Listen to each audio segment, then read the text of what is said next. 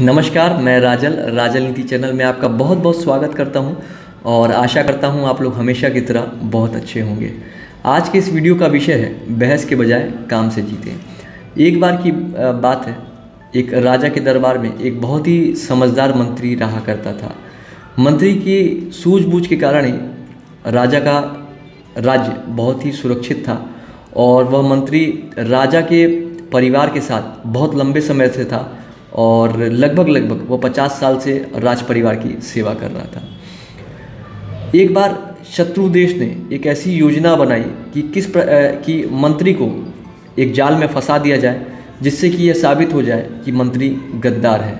और ऐसा करने में वह शत्रु देश पूरी तरह से सफल हो गया और मंत्री को गद्दार साबित कर दिया गया। जब राजा के समक्ष मंत्री को लाया गया तो राजा ने पूछा, अपनी सफाई में आप कुछ कहना चाहते हैं? मंत्री ने कहा, नहीं, मैं अपनी सफाई में कुछ नहीं कहना चाहता, बस मृत्युदंड से पहले मुझे 1 माह का समय दे दिया जाए। राजा ने मंत्री की अंतिम इच्छा का सम्मान करते हुए मंत्री को 1 माह का समय दे दिया। उस राज्य में मृत्युदंड के लिए बहुत ही कठोर प्रावधान था और वहाँ पर फांसी देने की बजाय व्यक्ति को भूखे कुत्तों के आगे डाल दिया जाता था ताकि वे इसे नोच करके खा जाएं।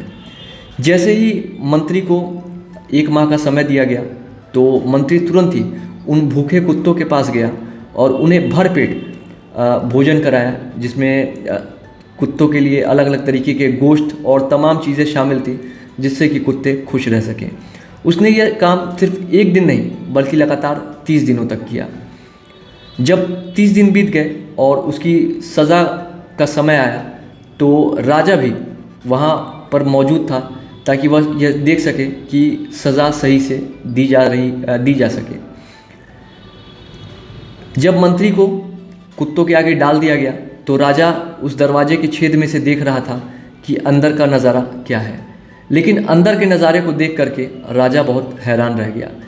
जब मंत्री को कुत्तों के आगे डाल दिया गया तो कुत्ते उसे काटने के बजाय या खाने के बजाय उससे लिपट गए और उसे चाटने लगे। और कुछ देर बाद राजा ने पहरेदारों को आदेश दिया कि दरवाज़ा खोल करके मंत्री को बाहर निकाल लिया जाए। मंत्री मुस्कुराते हुए बाहर निकले और राजा से कहा, देखिए, मैंने कुत्तों की मात्र 30 दिन सेवा की और परिणाम आप देख सकते हैं, पर मैंने तो आपके परिवार की 50 साल सेवा की और बदले में आपने मुझे क्या दिया।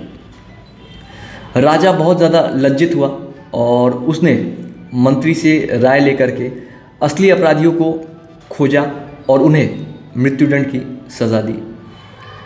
अगर मंत्री जो है राजा से सज़ा के दौरान बहस करता कि नहीं, आप गलत कर रहे हैं या ये झूठ है, तो शायद राजा पर वह असर नहीं होता जो मंत्री के द्वारा इस उदाहरण प्रस्तुत करने से हुआ, जिससे राजा की आंखें पूरी तरह से खुल गई।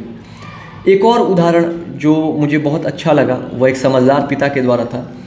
हुआ कुछ यह था कि उस समझदार पिता के बच्चे ने, जो कि बहुत ही छोटा था, एक डरावना सपना देखा था और जाग गया था।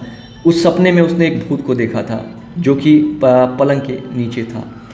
इस पर उसके पिता ने उस बच्चे से यह नहीं कहा कि देखो बेटे, भूत कुछ नहीं होता या पलंग के नीचे भूत नहीं है। इसके बजाय पिता ने उस मंत्री की तरह ही समझदारी दिखाते हुए कहा, चलो बेटे, हम लोग देखते हैं कि वाकई में भूत है या नहीं, लेकिन तुम्हें डरने की ज़रूरत नहीं है क्योंकि तुम्हारे पास तो तुम्हारी बंदूक भी है। और ये लो टॉर्च। और जो बंदूक थी वो खिलौने वाली बंदूक थी और उसके पिता ने उसे टॉर्च देते हुए और वह खिलौने वाली बंदूक देते हुए कहा कि बेटा, अगर भूत हुआ भी तो तुम तो उसे अपनी बंदूक से मार ही डालोगे। दोनों पिता पुत्र ज़मीन पर झुकते हैं और पलंग के नीचे देखते हैं जहाँ कोई भी भूत नज़र नहीं आता और उसका बच्चा बिस्तर पर पुनः जा करके एक गहरी नींद में सो जाता है। मुझे नहीं लगता कि अगर पिता बहस करता कि भूत होता नहीं है या मंत्री अगर बहस करता तो शायद उन्हें वो परिणाम मिल पाते जो उन्होंने अपने कार्य के द्वारा अर्जित किए। इसलिए यदि आप चिंता से बचना चाहते हैं तो बेहतर होगा कि आप बहस के बजाय काम से जीतें। तो ये था आज का एक वीडियो। आपको ये वीडियो कैसा लगा मुझे अपने कमेंट्स और फीडबैक के माध्यम से ज़रूर बताएं। यदि आपको लगता है इस वीडियो से किसी और को भी सहायता मिल सकती है तो इस वीडियो को ज़रूर शेयर करें ताकि कोई और भी लाभान्वित हो सके और हम एक सकारात्मक संसार का निर्माण कर सकें। वीडियो देखने के लिए आपका बहुत बहुत धन्यवाद। ईश्वर से मैं आप सभी के उज्जवल भविष्य की कामना करता हूँ।